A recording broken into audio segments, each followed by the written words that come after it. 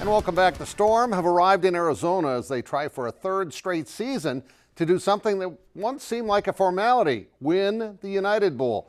To get their title back, they'll have to defeat the team that first took it from them 2 years ago. Zach Borg has more.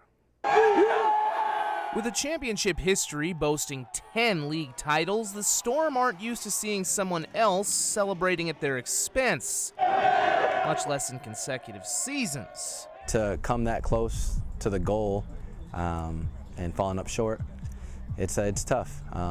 It's been in the back of my mind last 2 years. For the third straight year, Sioux Falls will look to reclaim the IFL title against the team that first took it from them in 2017, the Arizona Rattlers.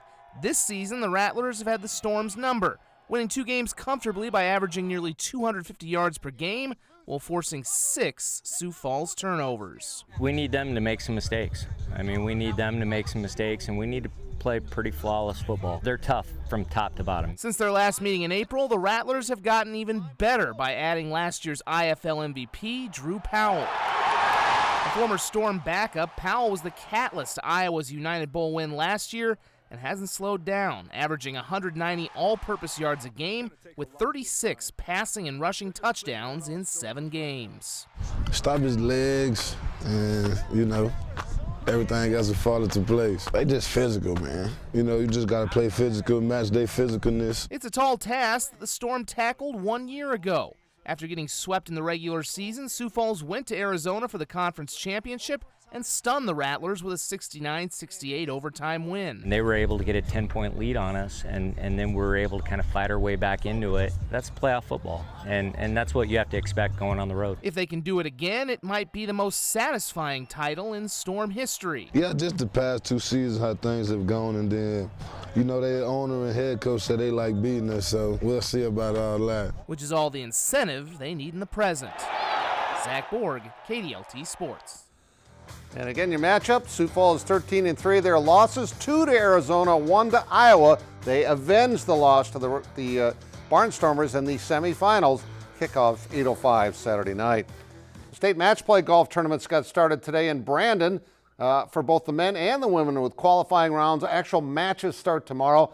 But here's your qualifiers. John Emerson, best score of the day, 7 under par. Trevor Tobin, I sure like him to win this on his home course. He was 6 under par today. On the women's side, a 5-way tie for the best score today at 5 over par. Speaking of golf, the LPGA Tour was just at Hazeltine for the Women's PGA Championship, and Fargo's Amy Olson took a minute from her practice session to talk about her improved game the last 2 years. Her confidence is surely a key, but she told me it's not the most important thing. Technique is a lot.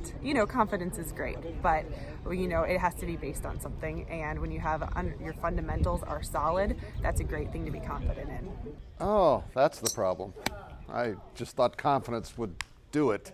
Olson's game has really taken a huge leap. She almost won the Evian Classic, and because of those fundamentals she feels much better about her future on the LPGA Tour, she's looking pretty good. Also happy to call Fargo home since her husband is now part of the football staff of the Bison, which is, of course, where they met. We'll be right back.